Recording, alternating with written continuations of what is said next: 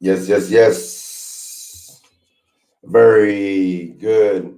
Happy Sunday morning to everyone. I hope everyone is having a great day today. I am your host, Julian Morales, and today I am on with a short little tale about what happened on Friday when we were given the opportunity to go speak at Socorro Middle School here in El Paso, Texas. And because of the COVID and everything going on, we did do it online. And I'll be honest with you guys, I hadn't done it since the pandemic started. I hadn't been able to go out and speak to the kids, or and I hadn't been encouraged to do it online because I really didn't want to have the kids on the computer and then adding more time to their eyes on the computer with everything that they're already doing in school. But since we were invited to do a class during school hours, during their school time, I jumped on the opportunity. And let me tell you guys, I don't regret it one bit. It was truly an amazing experience this Friday. One that I believe I needed to encourage me, to keep me going, to keep Real Talk moving forward. I know I made the announcement that we dissolved the board, and a lot of things have been happening since then. We've been getting a lot of calls, and a lot of people wanting to reach out and work with us once more. So we'll see what comes up for the beginning of the year. God willing, we'll leave it in His hands and see if Real Talk will be moving forward, how fast we'll be moving forward, and what all will be coming up. But right now, I'll get back to the story. So Friday, I got to speak to a group of kids, and it was a career day. So I gave them a short spill about what all it takes to start a nonprofit. Gave them some encouragement of stepping into the nonprofit business and not making their life a life centered around the type of success that we measure in a worldly way, right? With focusing on a career and abandoning your family and making money the main drive in your life. And, I encourage them to find compassion in what they're doing, to find love in what they're doing, to find something that's going to make them happy, and not to make success and status and having things their main focus. And then along with that, obviously, I gave them a sample of what a real talk is. So during my talk, I'm speaking with the kids, and it's flowing well, and we get done. And I say we because I had a partner, Juanita Quiñones Gandara, who is a children's book author here in El Paso, Texas. She does anti-bullying books. She has an anti-bullying campaign.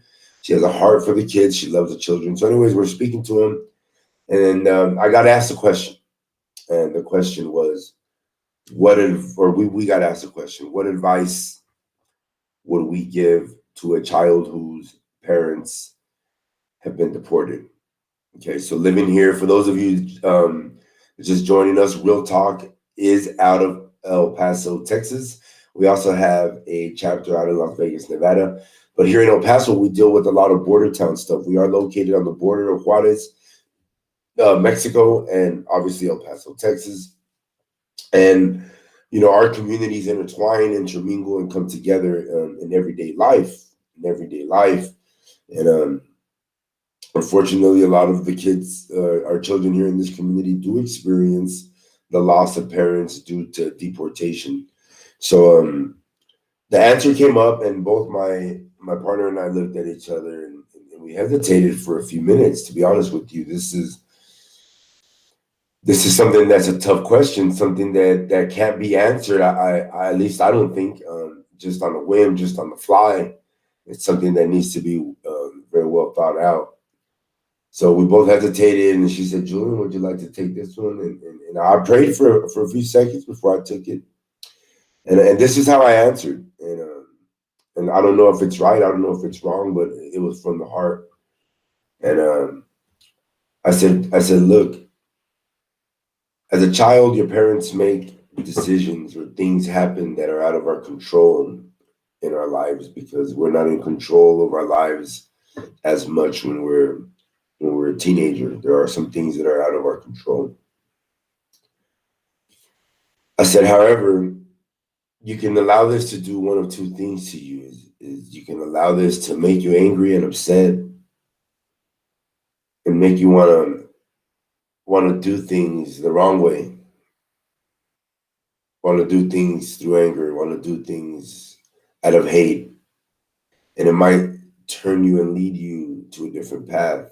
I said, but I recommend that you allow this to fuel your fire for doing better, for wanting to honor your mother and your father, for their sacrifice of bringing you here. And then everything you do, keep them in your heart and in your mind. Listen to their words of encouragement. And if they've never given them to you, imagine them giving it to you. And in everything you do, say, will this honor my mother and my father? Will this honor everything that they sacrificed to bring me here? Will this honor the hurt that they're going through right now, being separated from me, choosing to leave me here, not sending back for me, but suffering through the pain of being departed from me so that I can have a better life? I said, to whoever this child is, if you can focus on that, lead your life in a way that will honor your mother and your father and will honor the sacrifice that they laid down for you, because that is love. That is love, to lay down your own life for someone else. I said, focus on that. Allow this to be the fuel that you need to make it. Educate yourself in what happened to your parents. If you truly, truly, truly want to make a difference, educate yourself and guide your life so you can make a difference so that this won't happen to anybody else. I compared what I'm doing with Real Talk to what they can be doing with their life one day, and how I've looked back and seen how everything affected me, how my life turned out, and the change in my life that was made possible only through the love of God. And that I've learned to want to make a change in this world and not allow anyone to go through what I've been through without at least trying to stop it. I told them to keep their head up, to see the silver lining in every situation, and to focus on the good. I told them not to focus on the bad. When you focus on the bad, then you become what is bad. But when you focus on what is good, then you become what is good. I told them to cling on to everything good, to hold on to their parents' love, and in everything they do to bring them honor. You know, sometimes we go out and speak to these kids, and I made this comment before. When I first got into this, I compared it to wanting to make it to the NFL and then getting out to your first practice and getting hit so hard that you don't think that this is a career for you. And when you go out and speak to these kids, they're children. They're gonna ask what's on their heart. They're gonna ask what's in their mind. They're gonna ask what they want to ask because they want answers. And sometimes it's hard to give a response. And that is why I'm thankful that God is in my life and that, I'm able to respond in a way that speaks nothing but the word to them, because I don't have my own words to give to these kids sometimes. Some of the stuff that they go through, some of the things that they face, some of the situations that they're in are hard to even speak out loud, and they're hard to hear. They're hard to process, and nonetheless to sit there and give advice on it. So it is tough and it's hard and it's not something that's easy, and it is something that I do take with great responsibility, and I pray and I hope that that I'm guiding these children and giving them the correct words, and giving them the words that will fill their hearts up with hope, because it's tough. And when you hear these stories, sometimes they seem hopeless. The stories seem hopeless. The ending for these children, they seem hopeless. But that's when I lean on God, and I come home and I pray, and I know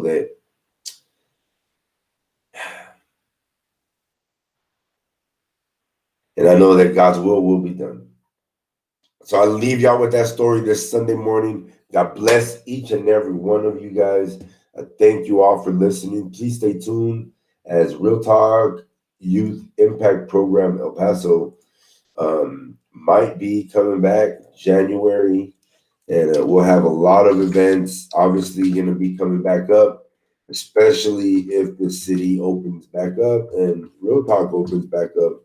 Then we will be having to raise money, getting the program back together. If anyone out there wants to be a part of the program, wants to be a member, a volunteer, please reach out, as we are always looking for people to get involved with the children of this beautiful, wonderful community that we call home, El Paso, Texas. So I encourage you guys to get involved. And if it's not with Real Talk, get involved with something else in the community, you guys.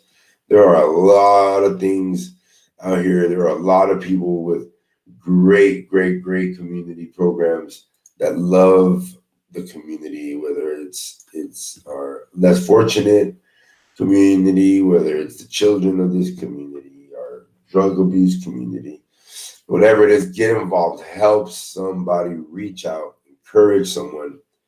Love your neighbors. Pray for your enemies. And as always, I will leave you with love your children. Once again, when I say love your children, what I truly mean is show them the fullness of God, the fullness of love, discipline, and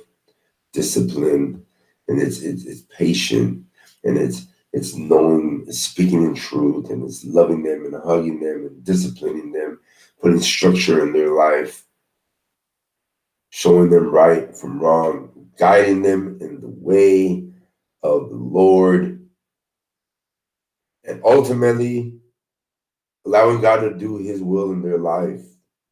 I'll leave y'all with that. God bless you guys. Have a great and happy Sunday. God bless.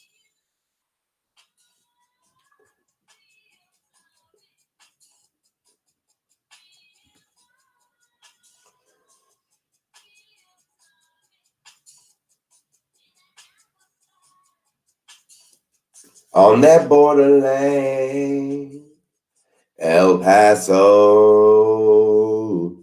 Don't forget, keep an eye on us. Follow us at Real Talk EP.org, www.realtalkep.org.